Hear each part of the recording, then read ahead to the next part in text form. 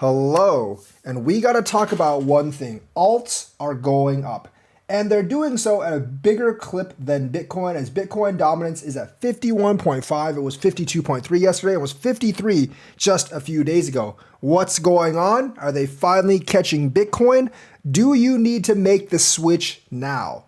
Well, let's actually analyze this more. I think that there can be a case made that alts will stop bleeding against Bitcoin, but I don't know if that means you should make the switch yet. Remember, there were a bunch of big altcoin conferences, including XRP, Solana, Cardano, Near, and others recently. And those always have the effect of pumping coins up.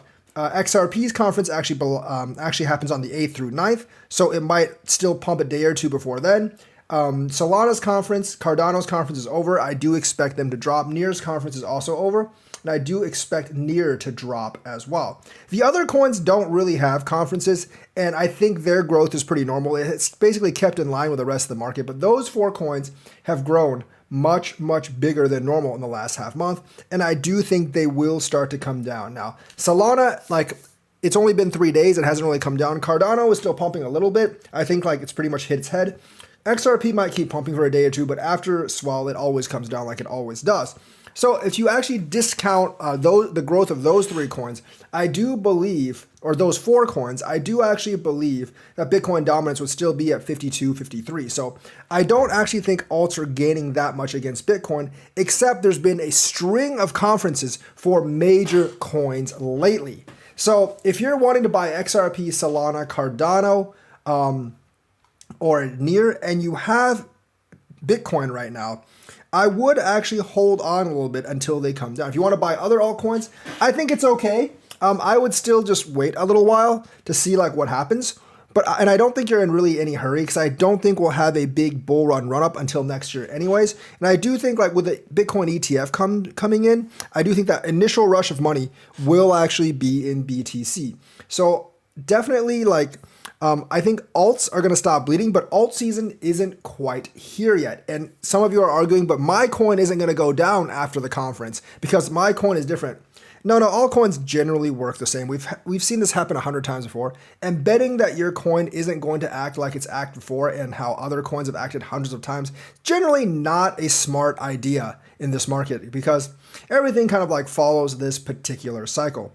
If your coin pumps 50% more than other coins before a conference, it's going to dump about that much after the conference. So the thing is, I do expect Solana to come down. I wouldn't really buy it above, $35. I do expect ADA to come down. I wouldn't buy it above, 31, 32 cents. I wouldn't buy XRP above 60 cents as well. And of course, if I actually had USD, I actually might buy into them at this price. But I only had BTC right now, I would wait until the Bitcoin ratio favors BTC a little bit more. Because like I said, you don't want to buy now and have them dump on BTC right after the conference. Now, right now, people are still riding some of the BTC euphoria. But once that euphoria starts to dissipate, I do believe these altcoins are going to actually come down to back to where they were, plus whatever premium that Bitcoin had when it rose from $26,000 to $35,000, because these conferences definitely pump these coins. That's not to say these coins aren't great projects. I think some of them are really good projects, but that is to say that they are relatively pumped with respect to the rest of the market. Of course, with meme coins like Doge, it's kind of use your own judgment. They don't really have Doge conferences or Shiba conferences, at least not that I know of at this point. So they can just pump and dump at any time. And for those coins, you're always going to be looking for if it pumps massively with respect to the rest of the market, you will want to wait for it to come down. Now, I wouldn't take shorts on any of these things either, because I think that's ludicrously stupid, because they can pump up any time. So playing derivatives, playing secondary market, playing leverage, not a good idea definitely on alts right now. But overall, I would say it's safer to get into alts right now, but now is probably still not the exact right time. If I were you though, I was holding USD, I would actually buy alts, because you don't really know what the exact right time is, and altcoins will outperform Bitcoin in a bull run. And because of that, I would rather just be in alts right now, because we've been through half a year of bleeding. And we're almost to the halving again. And generally, like around the halving, that's basically when the altcoins start gaining ratio on Bitcoin. You can wait directly until the halving because the ETF is coming up and that's going to pour money into Bitcoin. But I really wouldn't bet on that because when the alts start popping, they really, really start popping. So overall, like the altcoin market looks healthy, and the conferences for XRP, Cardano, Solana, and Near, and a few others might have actually gotten people to actually buy in really hard to those specific coins, and that's why the ratio for Bitcoin's dropped a bit. I think if you take the gains from those coins out and just erase them from the market and you look at Bitcoin's dominance against the rest of everything else, I think you'll see it's actually fairly even. Obviously, when big coins like Solana, Cardano, XRP pump like 20, 30, 40% all of a sudden because of conferences, things are a little bit screwy, and obviously it's not very representative of what the altcoin market is actually doing because obviously those conferences don't last year around, and when you get that pump, like it's always going to be inflated. So I still think like true Bitcoin dominance is probably still at, according to CMC, still at about 53, maybe even 53.5, but I don't think it'll go up too much after this. I do think people do expect Coinbase to actually win the lawsuit or get it dismissed. And if it does, I definitely see a big altcoin pump because obviously like for something like Coinbase, a big lawsuit like that would put like everything having legal clarity on the secondary market. And then people wouldn't really be afraid to buy cryptos on the secondary market anymore. So I do think people are actually planning, people are looking at that. And people are saying like, the SEC is losing a lot of lawsuits. And Gary Gensler's essentially gone insane because today he actually said like, it should be illegal to seek like to talk to a lawyer on some of these crypto issues, which obviously goes against the constitutional right of people seeking legal counsel. So that's really not going to fly. The courts are actually getting tired of Gary Gensler. Like Gary and his team are basically just looking for excuses to dog crypto at this point. And the judges aren't having it. Plus none of his legal jargon actually makes any real sense at all. So people are looking at that. They know they're getting desperate. They know they're eventually just going to lose out on everything. Plus their loss on Grayscale doesn't look very good for the SEC right now, but that means it looks really, really good for the rest of us. So I would say for the altcoin market right now, it's a decent time to buy, but it's not quite time to completely flip over.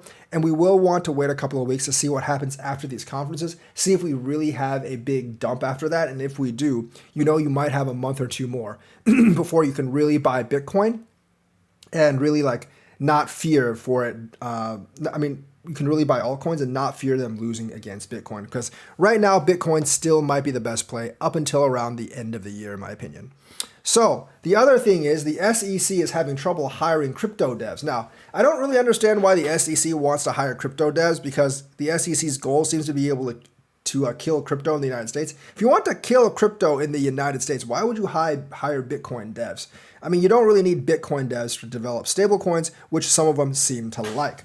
But they're having a lot of trouble hiring crypto devs because of this weird rule that if the SEC or the government hires you, you have to divest all your crypto, which means you can't own any crypto if you work for the government or if you work for the SEC. I'm not really sure why, because if you're just a developer, you're not the one really shaping policy. That's Gary Gensler and the commissioners. If you're just a developer, you're just a technical guy. So I don't really know why they wouldn't let you invest in Bitcoin. I think they're just trying to make an image of themselves that they really don't believe in Bitcoin and they think that crypto is a scam. And it might make them look bad if a lot of their developers or a lot of their employees actually hold Bitcoin, and there might be some conflict of interest there.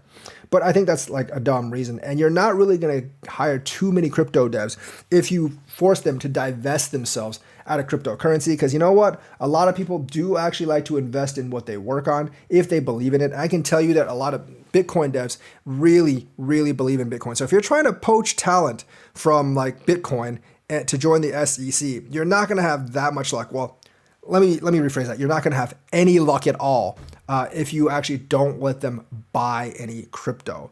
So the SEC needs to rethink its tactics. And I think they need to rethink their tactics on crypto altogether because they are losing and not all the commissioners agree on all their tactics anyways.